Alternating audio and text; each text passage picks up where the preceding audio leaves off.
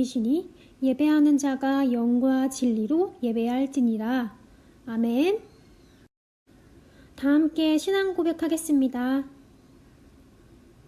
나는 전능하신 아버지 하나님 천지의 창조주를 믿습니다. 나는 그의 유일하신 아들 우리 주 예수 그리스도를 믿습니다.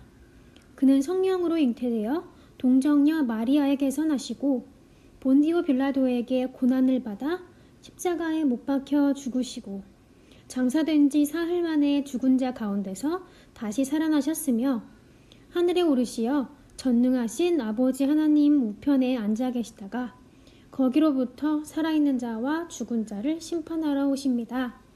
나는 성령을 믿으며 거룩한 공교회와 성도의 교제와 죄를 용서받는 것과 몸의 부활과 영생을 믿습니다.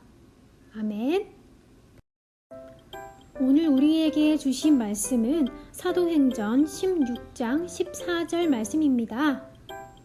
두아디라 시에 있는 자색 옷감 장사로서 하나님을 섬기는 루디아라 하는 한 여자가 말을 듣고 있을 때 주께서 그 마음을 열어 바울의 말을 따르게 하신지라. 아멘.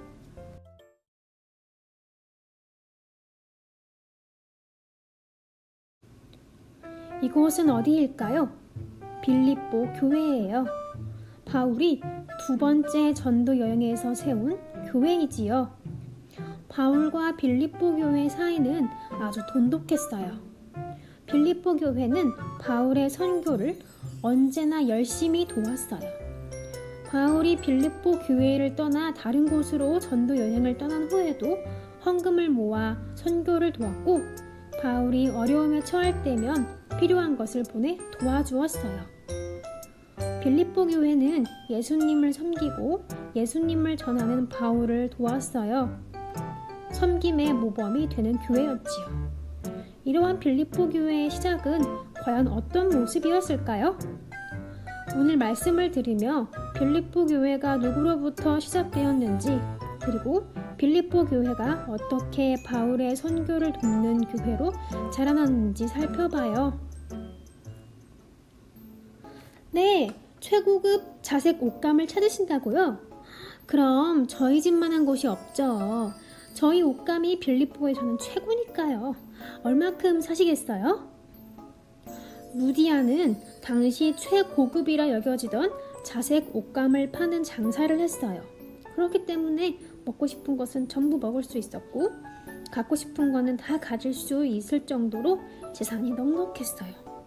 루디아는 자색 옷감 장사로 바쁠 때도 언제나 하나님을 찬양하고 기도하기를 게을리하지 않았어요. 그는 유대인이 아니었지만 하나님을 믿고 사랑하는 사람이었거든요. 그런 루디아에게도 꼭 필요한 것이 있었어요. 바로 하나님의 말씀을 들을 수 있는 회당이었어요. 빌립보는 큰 도시였지만 하나님의 말씀을 들을 수 있는 회당이 없었거든요.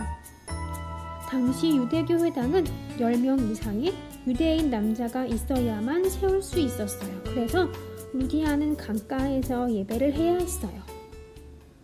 한편 전도 여행을 다니던 바울은 누가와 실라, 디모데와 함께 빌립보에 도착했어요. 안식일이 되자 바울은 기도할 만한 장소를 찾아 강가로 갔어요. 그리고 그곳에서 루디아와 여인들을 만났어요. 그날도 루디아는 몇몇 여인들과 강가에 나가 기도하고 있었거든요. 바울은 그들을 보며 안타까운 마음이 들었어요. 그래, 하나님의 말씀을 저들에게 전해야겠다. 바울은 여인들에게 다가가서 예수님을 전해주었어요. 예수님이 하나님의 아들이시라는 것과 이 땅에 오신 구원자라는 것을 말이에요. 바울이 전하는 말을 들은 루디아의 눈이 반짝반짝 빛났어요. 하나님께서는 루디아의 마음을 활짝 열어주셔서 바울이 하는 모든 말을 듣고 믿게 하셨어요. 루디아는 구원자이신 예수님을 믿고 예수님을 섬기며 살아가기로 다짐했어요. 예수님을 마음에 모시고 예수님만을 위해 살아가기로 다짐한 루디아는 즐거운 마음으로 고민을 했어요. 예수님을 위해 무엇을 하면 좋을까? 루디아는 먼저 예수님을 전하며 전도 여행을 하는 바울과 그의 일행을 자신의 집에 초대했어요. 바울 선생님, 부디 저희 집에서 머물러 주세요. 이곳에서 예수님이 전하는 기간 동안 편히 쉬실 곳을 제가 마련해 드릴게요. 그리고 하나님의 말씀을 전하러 다니시는 동안에도 제가 여러분을 힘껏 도울게요. 바울 일행은 루디아가 마련해 준 곳에서 편하게 쉬면서 열심히 빌립보 지역에 복음을 전했어요. 루디아의 섬김은 계속되었어요. 복음을 들을 곳이 없던 빌립보에서 많은 사람이 복음을 들을 수 있도록 루디아는 자신의 집을 내어주었어요. 복음을 듣고 싶은 사람은 누구나 와서 들을 수 있도록 말이에요. 루디아의 집에는 하나님의 말씀을 들으려는 사람들이 매일매일 모였어요. 루디아의 섬김으로 빌립보 지역에 예수님을 믿는 사람들이 점점 늘어났지요. 이렇게 루디아의 집에서 빌립보 교회가 시작됐답니다. 자신의 것을 아낌없이 나누어 예수님을 섬기는 루디아를 보면서 빌립보 교회 성도들도 섬김을 배웠어요.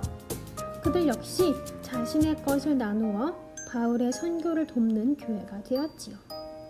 강줄기들이 모여 큰 바다를 이루듯이 한 사람의 섬김이 흘러 더 큰 섬김이 된 거예요. 이처럼 한 사람의 섬김으로 인해 성도들이 자신의 것을 나누어 교회를 세운 아름다운 이야기가 우리 한국교회에도 있어요. 바로 풍각제일교회 이야기랍니다. 풍각제일교회는 경북 청도에 있는 교회로 1899년에 세워졌어요.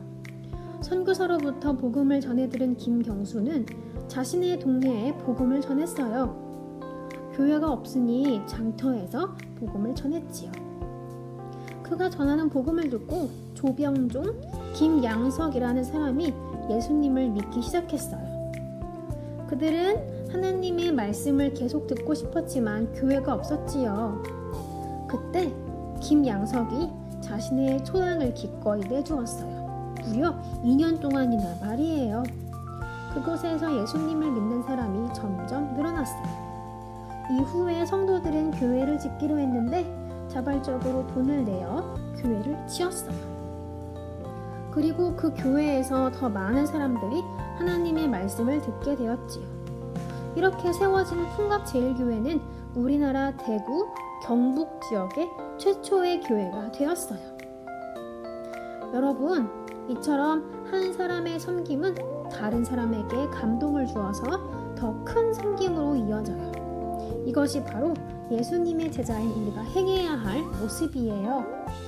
이렇게 예수님을 섬기는 모습이 우리 교회에도, 우리 어린이부에도 가득하기를 바래요. 그리고 그 시작에 바로 사랑하는 창양교회 친구들이 있기를 간절히 바랍니다. 다 함께 기도하겠습니다.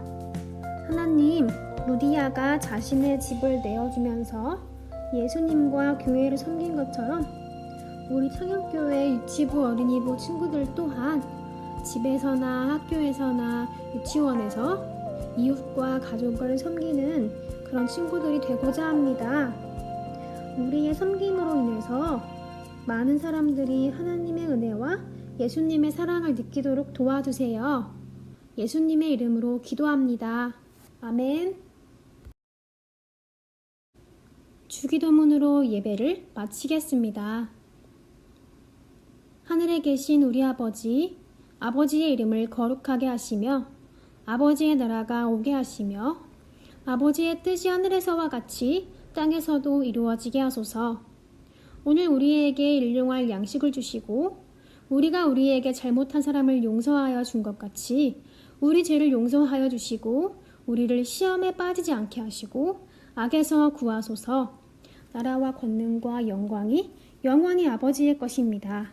아멘.